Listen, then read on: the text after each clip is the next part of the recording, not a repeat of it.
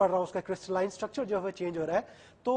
वो असल में मुझे मीडियम के तौर पर ले रहा है, लेकिन उस पर जो इफेक्ट आ रहा है वो खुदा ताला के उस कलाम का आ रहा है। तो पानी के अंदर हमें लगता है कि एक अंडरस्टैंडिंग है कि वो उस शख्स से ज्यादा जो उसके बैकग्राउंड पे पावर है उसको भी एब्जॉर्ब कर रहा है। और असल में अगर कोई शख्स पानी को पीकर उसको शिफा हासिल कर रहा है तो वो शिफा का मंबा तो खुदा ताला है। तो पानी उसके पीछे जो प्रॉपर्टीज जो ओरिजिनल सोर्स है उसको भी कैच कर रहा है। ये बड़ी एक मुनफरिद बात जो है वो हमें इसमें दिखती है। एक और चीज जो रेवरेंड साहब की बात से निकलती है वो ये है कि नॉस्ट्रेडामस का कहा जाता है कि जी वो पानी में आगे फ्यूचर देखता था। तो अच्छा, पानी में देखता था? जी बिल्कुल सर, 15वीं सेंचुरी में नॉस्ट्रेडामस का एक जिक्र मिलता है जी, जिससे कहा जाता है कि बड़ा मशहूर सूदसेयर था, माना जाता था वो बेसिकली फिलोसोफर, लेकिन वो पानी का एक प्याला रखता था। वो प्याला भी टूटा फूटा किसी एक उसमें म्यूजियम में है, उसमें वो देखता था और उसको आगे फ्यूचर नजर आता था। तो अक्सर साइंटिस्ट को इससे इतराज ये नहीं है कि वो फ्यूचर देखता था, यानी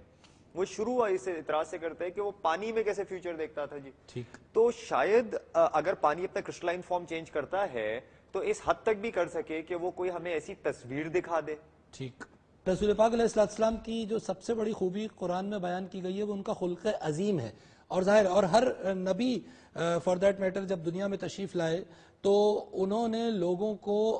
अपने इखलाक से मुतासिर किया, और जो इस्लाम हमें बता रहा है कि रसूल पाक अलैहिस्सलाम ने भी यही किया। तो जाहिर है कि इखलाक का जो पहला मंबा है वो आपकी ज़बान है, और जो अल्फाज हम बोल रहे हैं वो अतराफ में मौजूद लोगों पर असरअंदाज हो रहे हैं, ये हम यकीनन जानते हैं। लेकिन इस रिसर्च से एक एंगल ये मिलता है कि असल में क्योंकि उन लोगों के अंदर बेशतर हिस्सा पानी का है, तो पानी उन अच्छे अल्फाज के प्रिंट्स अपने अंदर रख रहा है, और वो अच्छे अल्फाज किसी इंसान के अंदर मौजूद पानी के क्रिस्टलाइन स्ट्रक्चर को एक ऐसी खूबसूरत साख्त पे ले आते हैं जिसके नतीजे में वो इंसान जहनी तौर पर, रूहानी तौर पर आसूदा हो जाता है। और यकीनन फिर हम ये कहने पर मजबूर हैं कि जब इस्लाम के बारे में ये कहा जाता है कि तलवार से नहीं ज़बान से फैला, तो उस की हकीकत भी हमें इस रिसर्च में नज़र आती है। एक वक्फा लेंगे, हमारे साथ ही रहिएगा।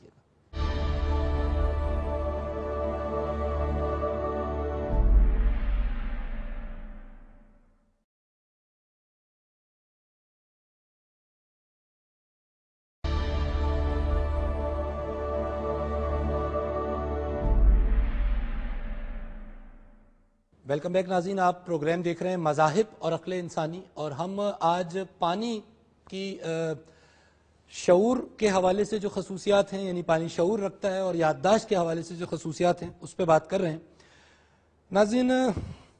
अमूमन हमने देखा है कि हम घरों में छोटे बच्चों को या निस्बतन बड़े बच्चों को भी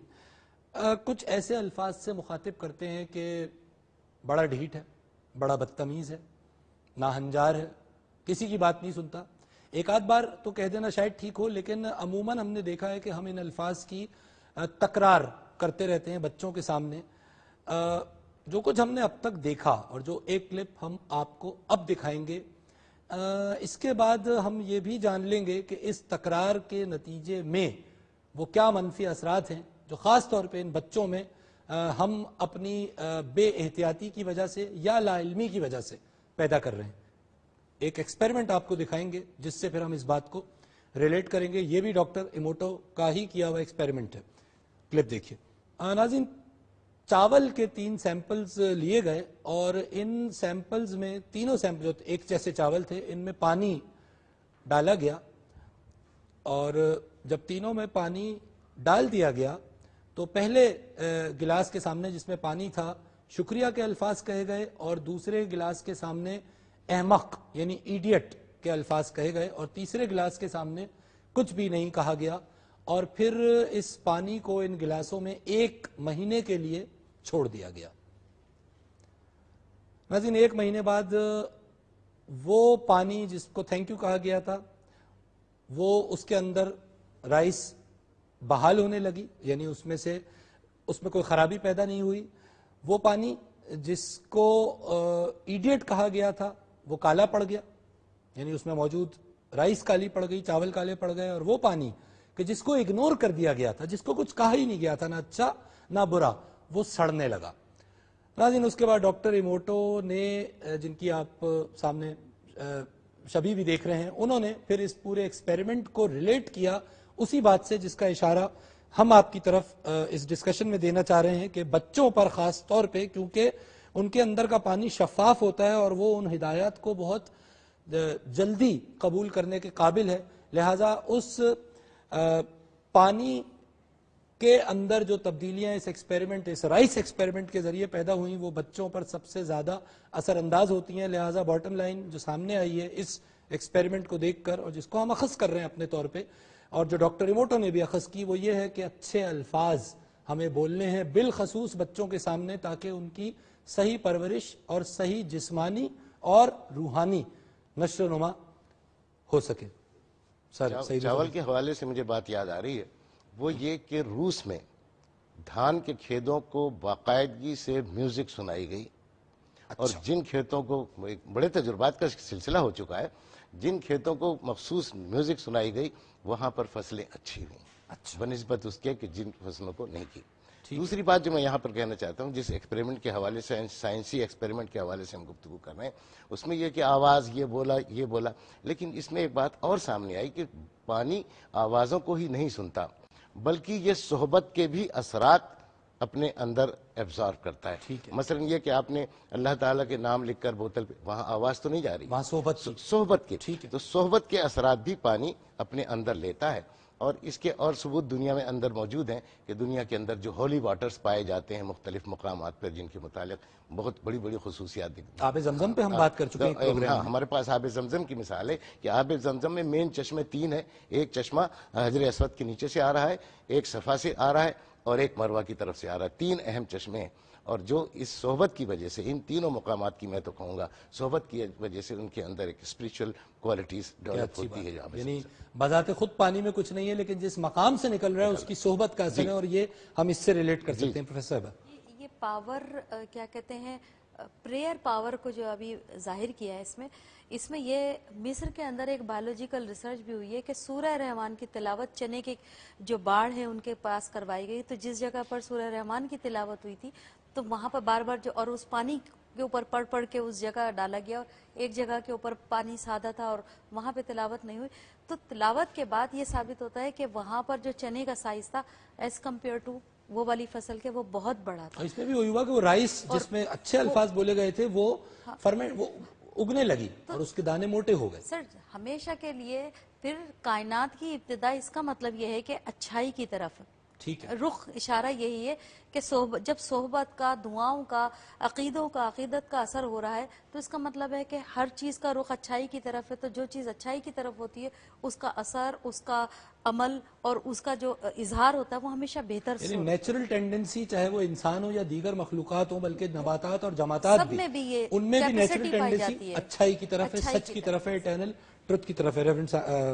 کرسٹوفر صاحب, جی, آپ نے ایک بڑا اچھا نقطہ جو اس سے پہلے چھیڑا تھا, اور اس میں بڑی اہم بات یہ ہے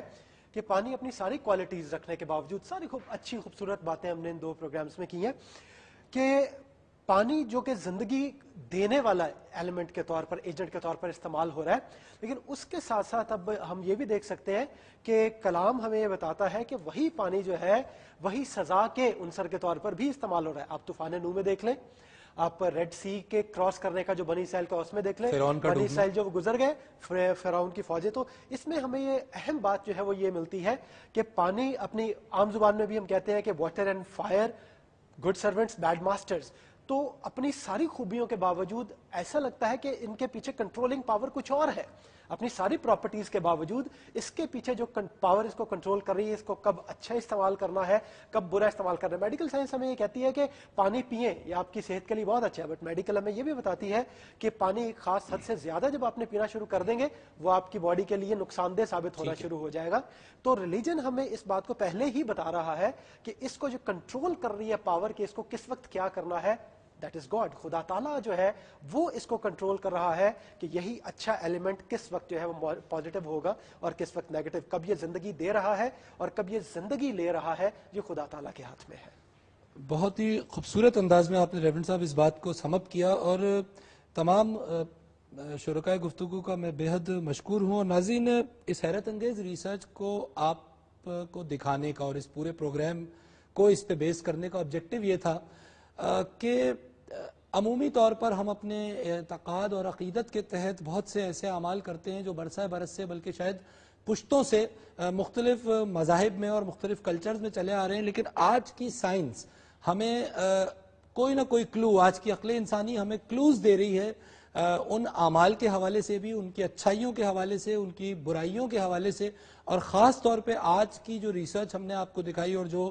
ڈیلیبریشن جو ڈسکشن ہم نے یہاں پہ کی، اس سے ہمیں یہ ضرور پتہ چل گیا کہ جب ہم اچھے الفاظ بولتے ہیں، اچھا اخلاق رکھتے ہیں، اچھی صحبت رکھتے ہیں، تو ہم دراصل اپنے اطراف میں ایک ایسا پیغام نشر کر رہے ہیں، چاہے وہ پیغام الفاظ کی صورت میں ہو، چاہے وہ پیغام تحریر کی صورت میں ہو، چاہے وہ پیغام خیالات کی صورت میں ہو، اور وہ پیغام سننے کا ایجنٹ صرف انسان نہیں ہے، پھول پودے نہیں ہیں، نباتات و جمادات نہیں ہیں، بلکہ ان تمام چیزوں کے پیچھے موجود کریشن کا وہ اہم ترین جز ہے، جس کو قرآن میں بھی، جس کو بائبل میں بھی یہ بتا دیا گیا ہمیں مذاہب کی روشنی میں ہزاروں سال پہلے کہ اللہ رب العزت نے سب کچھ پانی سے پیدا کیا، لہٰذا یہ وہ پانی ہی ہے جو تمام مثبت خیالات کو، تمام منفی خیالات کو، ان خیالات کے پڑھنے والے اثرات کو اپنے اندر ایبزارب کر رہا ہے، اور کیونکہ یہ پانی انسان کے اندر موجود ہے، حیوانات کے اندر موجود ہے، نباتات کے اندر موجود ہے، غرض یہ کہ اللہ نے جو کچھ کریٹ کیا ہے، جو لیونگ تھنگز ہیں وہ پانی سے بنی ہے، لہٰذا میں جب ایک لفظ بولتا ہوں تو اس لفظ کا اثر میرے اطراف میں موجود کتنی چیزوں پر پڑ رہا ہے، یہ اگر میں غور کرنا شروع کر دوں تو یقیناً میں اچھے الفاظ بولنے کی کوشش کروں گا، اور اچھے الفاظ ابتدا ہیں اس اخلاق کی کہ جس کی انتہا خلق عظیم ہے، جو اللہ کے پیغمبر رسول پاک علیہ السلام کو عطا ہوا، جو اللہ کے دیگر پیغمبروں کا بھی وصف تھا، اور یہی وہ وصف تھا، یہی وہ فتح تھی کہ جس کے ذریعے مختلف مذاہب، مختلف ادیان اپنے اپنے وقتوں میں فروغ پائے، اور شاید آج کے وقت کی سب سے اہم ضرورت بھی یہی ہے کہ ہم اس اثر کو جو ہمارے الفاظ رکھتے ہیں، ہماری تحریر رکھتی ہے، ہمارے خیالات رکھتے ہیں،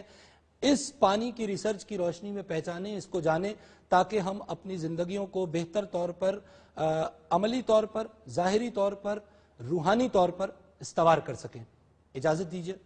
اللہ حافظ۔